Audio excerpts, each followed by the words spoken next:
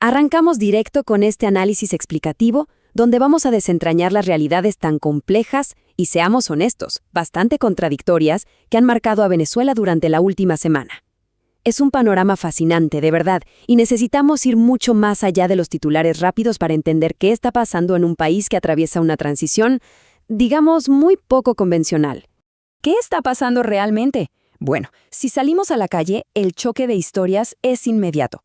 Por un lado, hay quienes aseguran que la recuperación económica es un hecho, apuntando a nuevos negocios y un comercio súper dinámico.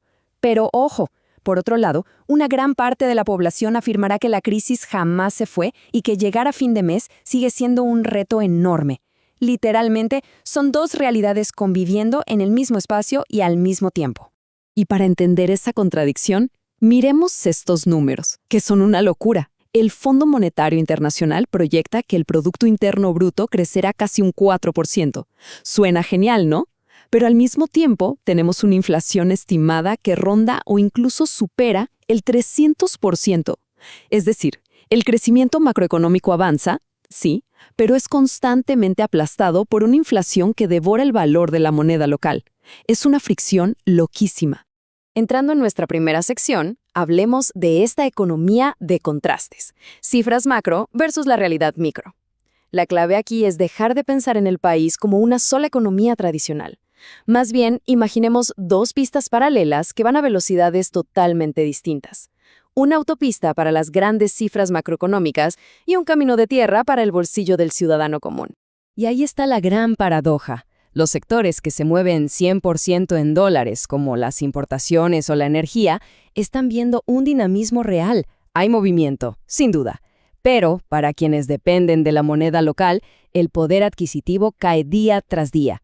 Básicamente, los números del país crecen en el papel, pero a la hora de la verdad, el carrito del supermercado se va vaciando.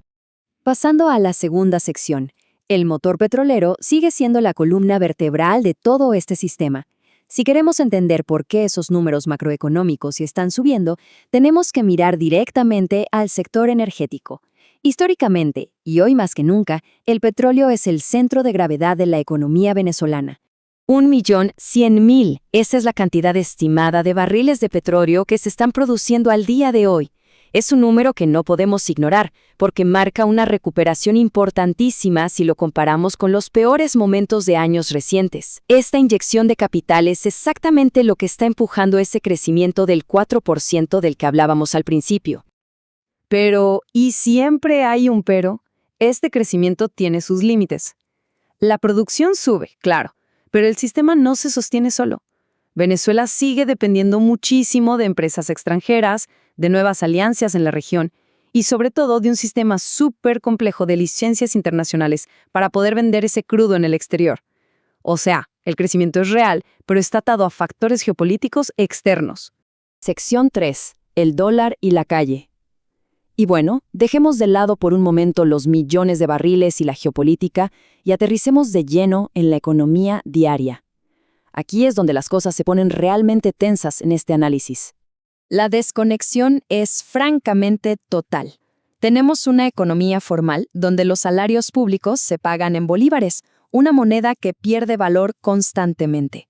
Y justo enfrente, la economía real, un mercado dolarizado de facto donde se decidan los precios de la comida, la ropa y los servicios.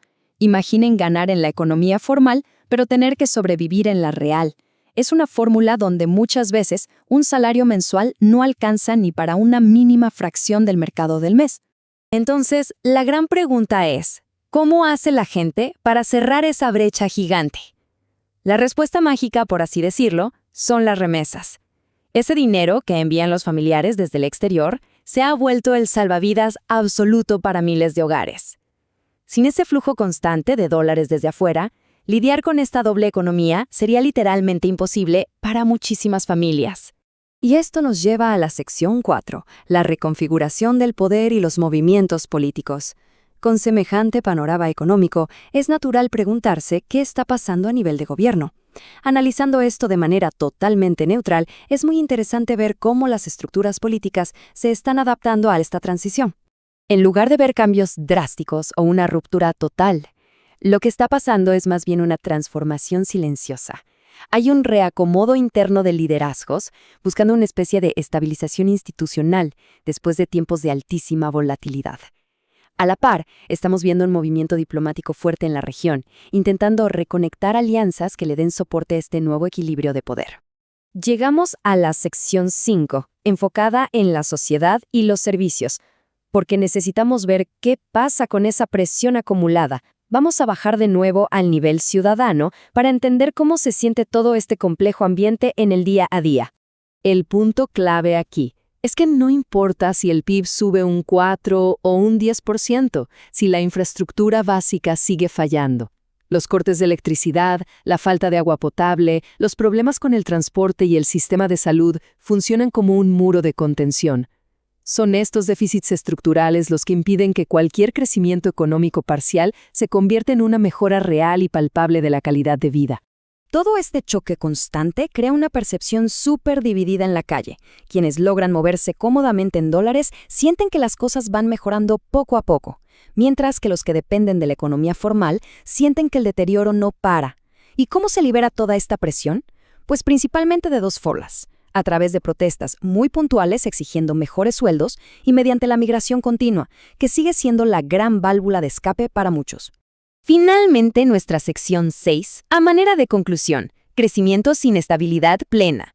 Ya para ir cerrando este análisis explicativo, vamos a atar todos estos cabos sueltos, juntando la macro y la microeconomía, para quedarnos con un aprendizaje claro y cohesivo. Crecimiento económico sin estabilidad social plena. Creo que esa frase da en el clavo y resume perfectamente nuestra tesis central. El país definitivamente no está en un colapso absoluto, pero tampoco ha alcanzado una recuperación completa. Está atrapado en un punto intermedio súper complejo. Una transición donde el capital fluye y los números crecen, sí, pero donde a la sociedad aún le falta esa red de estabilidad necesaria para que el progreso se sienta de manera universal.